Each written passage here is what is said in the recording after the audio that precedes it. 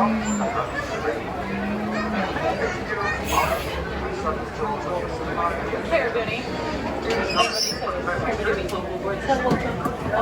your whole party does not fit, you will be on the next safari.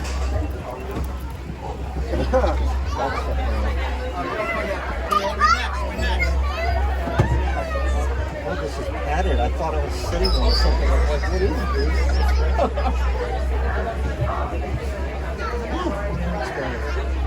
Alright everybody, if you want to make sure to keep your hands, arms, legs, and feet inside the safari, the door safari should be closing momentarily. Or right now.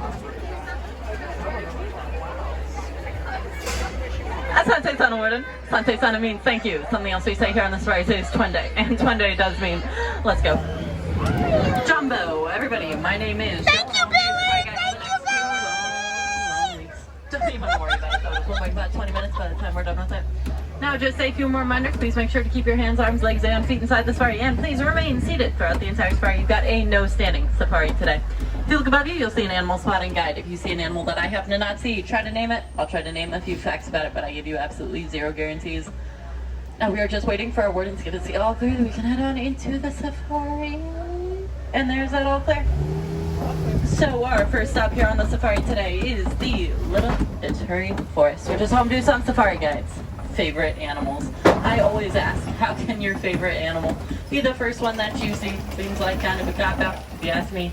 They've never given me a shit answer, but if we all look over on the right, we can see my personal favorite animal, the okapi. Now the okapi might look like it should be related to a zebra, due to black and white stripes on its legs, but it's actually more closely related to a giraffe. Like the giraffe, the okapi has quite a long tongue. In fact, it is the only animal on the entire safari that can lick its own ear.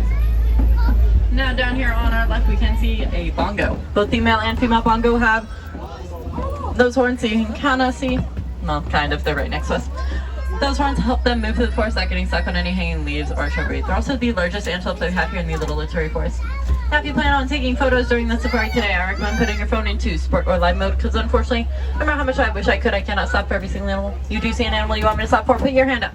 I'll put my hand up, and then we will wave goodbye to that animal together. It's like I say here on the safari, we are all in this together. Literally, we are all in this truck together. You notice that? Crazy! We see another bongo down here on our left. Now, keep our eyes over to our left. We can actually see a black rhino way back there. Black rhinos weigh about 3,000 pounds. They have a pointed upper lip and a horn that's made of keratin.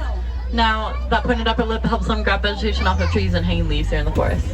The black rhino is actually the smallest rhino that we have here on the reserve, so please, we continue moving forward. We'll see some bigger ones. So keep all that rhino knowledge in your head, because there will be a test. No, I'm just kidding. No test. But anyway, we'll just keep some of that knowledge in your head as we do continue to move forwards.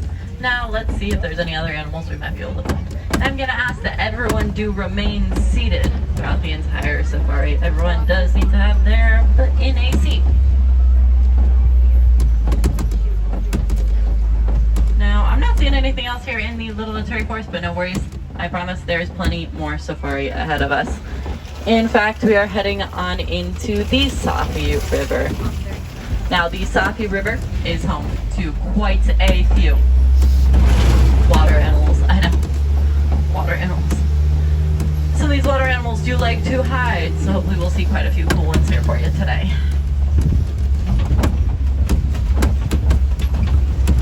Like coming up on our right, we can see some pink-backed pelicans. Now, pink-backed pelicans get their name due to, during mating season, their feathers thin out into their natural color, which is pink.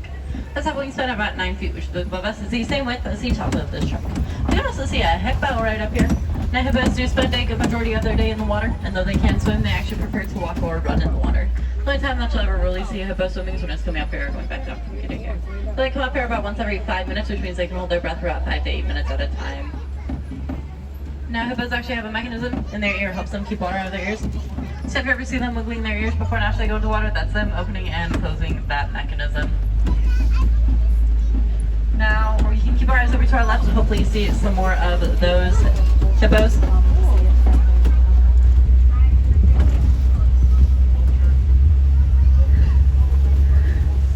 Now, if you don't see any more of those hippos, I recommend heading on down to Gorla Falls, walking through there. They have a little hippo viewing area. So you can see some of these hippos from underwater. You can sit there and stare at them for as long as your little heart desires. Keep your eyes over to our left. We are going to see some Nile crocodile, though.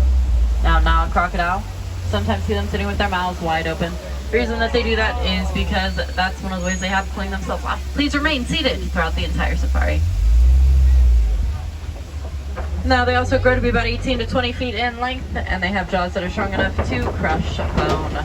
Now though their jaws are indeed strong enough to crush bone, they're actually widely known as one of the best parents here in Animal Kingdom. They will roll their eggs around in their mouth, leaving holes in that egg that helps those eggs to hatch.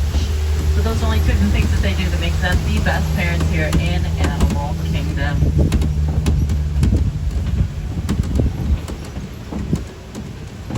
Now here on the safari and here on the reserve, you're no stranger to beautiful trees. I mean, look at all this gorgeous nature all around us. But this tree that I'm about to point out actually holds a special place in my heart, and it probably will in yours too, mostly because it is the only tree I'm going to point out here today. If you all look over on our right, we can see the baobab tree. Now the baobab tree is known by its nickname, the upside down tree, because its branches look like roots. It's also leafless about 9 months of the year. You're going to actually see some holes in it. Those holes come from animals coming take bites out of that tree. They take bites because that tree contains a good amount of water, so it helps some of those animals stay hydrated in those hot summer months. Now it looks like we're heading on into the West Savannah. On this overlook, we might be able to see quite a few fan favorite animals. Now I call them fan favorite animals because people tend to like them. So let's see what we might be able to find as we continue moving here. Let's see what's hanging out next to the road. And looks like we can see some Ankole cattle down here. Ahead of us on our right, we can see some Ankole cattle and some Maasai giraffe. I would talk about these Ankole cattle first because they're right up here next to us. Both the male and female Ankole cattle have those horns. Those horns might look like they are pretty heavy, but they actually have a honeycomb pattern-like structure on the inside. Helps the blood flow.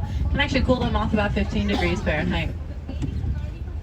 Now, those horns can also grow to be about 6 to 8 feet from tip to tip. Now, they're also known by the name the Watusi cattle due to the tribe that actually first domesticated them, the Watusi tribe. In fact, they're one of very few cattle that is indeed domesticated. Over on our left, we can see some African painted dogs right up there next to that den. Let's see if it might be able to get a better view. Now, they get their names due to the backs of their coats that look like they've been painted. They're also the most successful hunters here on the reserve. It's about a 90% catch rate, which is, yes, better than a lion's 40%. Now, if we keep our eyes over to our left, we can see some sable antelope. Sable antelope are the face of the Harambe Wildlife Reserve, which is where we're here today. Both the male and female have those horns. The way to tell them apart is that the males are a darker blackish color, the females are a lighter brown color. Now, coming up on our right and left, we're going to see some funky looking structures coming out of the ground. These are called termite mounds. They're made of 3 key ingredients, that is saliva, dirt, and now animals will actually come up these termite mounds, rub their backs against them, so they kind of scratch and itch their backs. Now we can see a Maasai giraffe up here, but we'll see. There, we can actually see a closer one right up here. Now Maasai giraffes stand about 18 to 20 feet tall. Their tongues actually match that height, so they're 18 feet tall, their tongues will be about 18 inches long. Their tongues are also a purple color. The reason that they are this color is because they spend so much of their day out in the sun eating. They don't want their tongues to get sunburnt. Now, Maasai giraffe actually have their each individual spot pattern, so no two will have the exact same spot in the exact same place, or as I like to say, no two will have the exact same spot in the exact same spot. Now, a group of Maasai giraffe is known as a tower. Hopefully we'll see a bigger tower as we continue moving. Till then, we can actually see some wildebeest up here. Wildebeest travel in a pack of about 1.5 million. Now they stay in that pack for about 500 to 1,000 miles. Actually makes them the largest herding animals. In fact, their herds can be seen from space. The dust that they kick up can be seen from the International Space Station.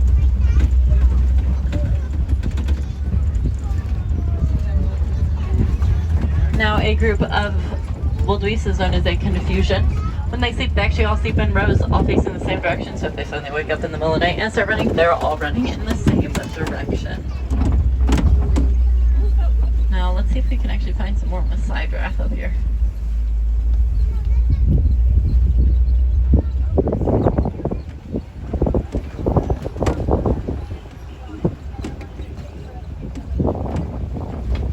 Now, it's not very often that you'll see a Maasai giraffe laying down. In fact, they only do it when they feel completely safe. So here on the reserve, they do it a little bit, but on the wild, they do it almost never. In fact, they even sleep while standing up. In fact, they only sleep for about 30 minutes a day in short 5-minute increments. So sleep for a couple minutes, eat for a couple hours, sleep for a couple minutes, eat for a couple hours. That's like a birth while standing up, which means they have about a 6-foot drop when they are first born, but I promise they're okay. In fact, they can walk and run within about an hour of being born. Now it looks like we're heading a little bit deeper into the West Savannah here, heading on into elephant territory. Hopefully we'll see an elephant. They do like to hide sometimes.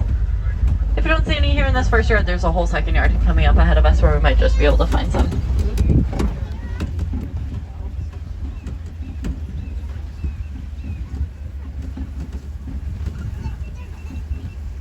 Not seeing any just about yet, but again, I'm not too worried. There's a whole second yard up ahead of us. And we still have this whole first yard, actually. See if we might be able to find one.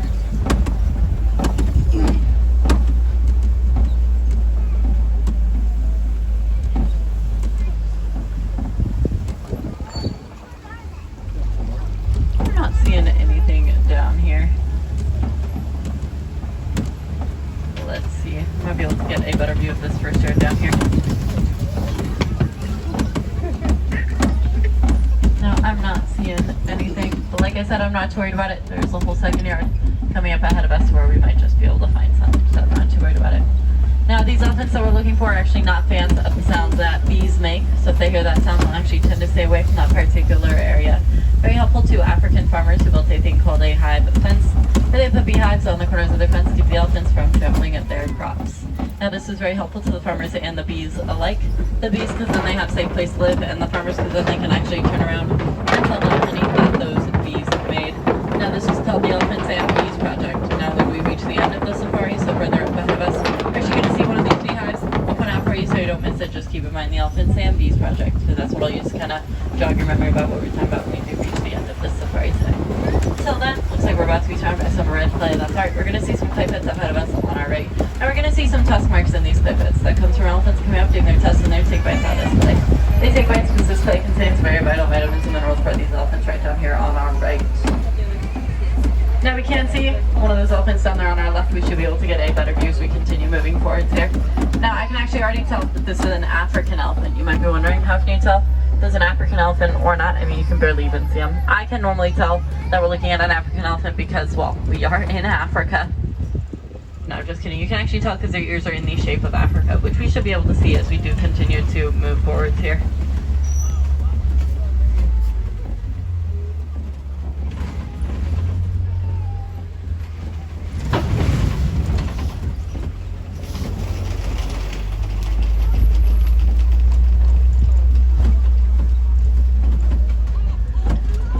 Now, these elephants, we sometimes see them flapping their ears back and forth. The reason that they do that is because they have blood vessels right behind their ears. So when they flap their ears, it actually cools them off about 15 degrees Fahrenheit.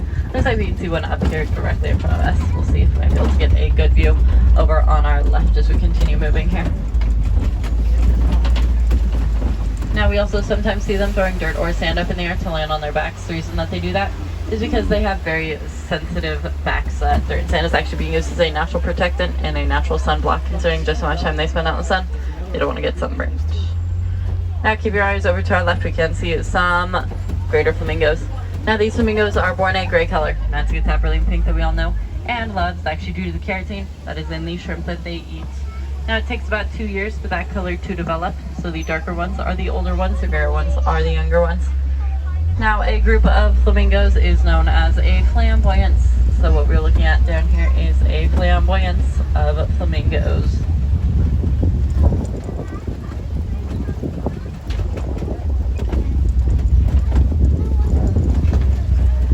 Now it looks like we're heading out of the West Savannah here, heading on into East Savannah. So all that from the overlook to here was the West Savannah. This is the East Savannah. Now, if we all look over to our left, you can see what I know. We've all been waiting to see. It's a mud pit. Now, I know, this is a very exciting mud pit. This mud pit is very important, especially on hot days, especially during the summer. Animals will actually come up to this mud pit, roll around, helps to cool them off. We're all back to the animals cool here on the reserve. I personally am not quite sure why. I thought they were all pretty cool when they got here. And over on our right, we can see some ostriches. Now, ostriches are one of my personal favorite animals. They're the fastest bipedal land animal. That means they're the fastest on 2 legs. Now those legs are actually their greatest defense, so if they ever have to defend themselves, they'll actually use those legs. Hope you'll see some more of them as we continue moving forwards here.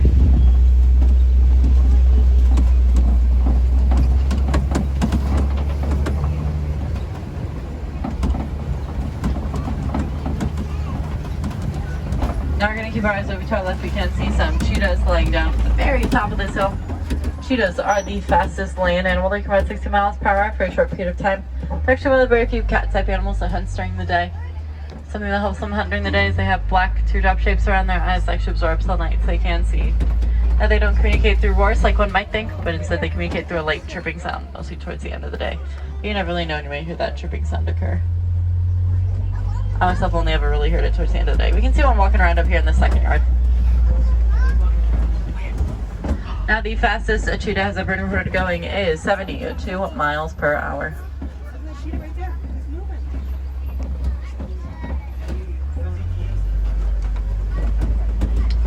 We have a feeding program for all the animals. Now coming up here directly in front of us, we can see a formation of rocks. This formation of rocks is called a copie. Hopefully we'll see quite a few cool animals as we move around this copie today.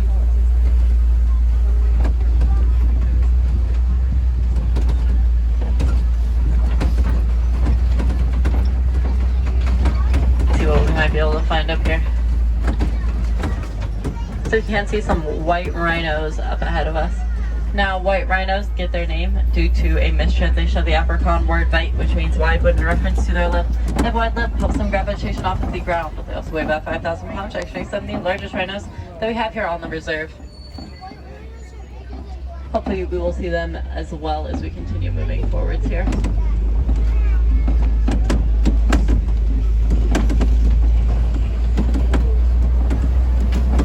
Now keep your eyes over to our left. You're going to see a lion.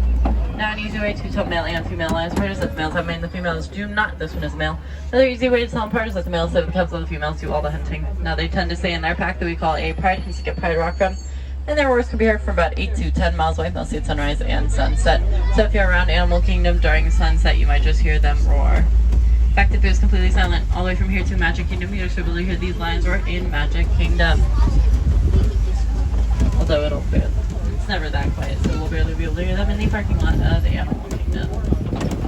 Now, as we move past these white rhinos up here on our right, you might be able to see their ears twitching or going around in circles a little bit. The reason that they do that is because they have very sensitive hearing. They have impeccable hearing. And that hearing actually kind of makes up for their lack of eyesight. They're incredibly nearsighted, so they can barely even see the tip of that horn that is directly in front of their eyes. Now, when ostriches get scared, they'll actually sit down on the ground, put their head on the ground next to them, gives off the illusion that they've actually dug their heads into the ground.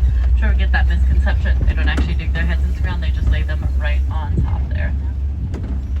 Now, keeping our eyes over to our right on the ground, we're going to see some ostrich eggs. Ostrich eggs are quite sturdy. In fact, you're going to make a stand on them and they will not break. They're also quite hefty. One ostrich egg weighs about the equivalent of 2 dozen chicken eggs. Just a lot when you consider that a flock of ostriches only has about 40 to 72 eggs at a time. I believe the largest recorded nest of these eggs at one time was 72. Now it looks like we're heading on into the Magadi Glen. I can see our warden's post coming up. I like double check, make sure that the warden is here, especially kind of here towards the end of the day. Doesn't really look like our warden. Oh, there's our warden right at the top of that hill. But I can also see some Nigerian dwarf goats. Now Nigerian dwarf goats are one of a farmer's favorites because they take up a little less space and need a little less food than regular livestock that a farmer might have. They can also be kept as pets and milked. In fact, their milk is actually healthier than regular cow's milk. If you look at that yellow looking structure right down there in the middle, that's actually one of those beehives that I was saying about from the Elephants and Bees project. That's what farmers should put on the ground fence to keep the elephants from trampling their crops. Now this does unfortunately mark the end of our safari. If you did not see an animal that you really wanted to see, I can always recommend going on the safaris again. No two are ever the exact same unless you go on mine twice and it will be exactly the same. The safaris do close at 4:45 tonight, so you have a little under an hour to head on back over here and get on another safari. If you still want to see some live animals but you don't want to eat from the safari, don't you worry, I have information for you. There is the Maharaja Jungle Trek and Gorilla Falls. Gorilla Falls, which right towards the exit of the safaris, has included 70 different animals, and the Maharaja Jungle Trek, which over in Asia has completely different animals. But these do close at 4:30. Both these are walkthroughs. It takes about a half an hour to walk through both of them, about 15 minutes for one of them. These are both stroller and wheelchair accessible as well, so you can take those strollers and wheelchairs right on through with you.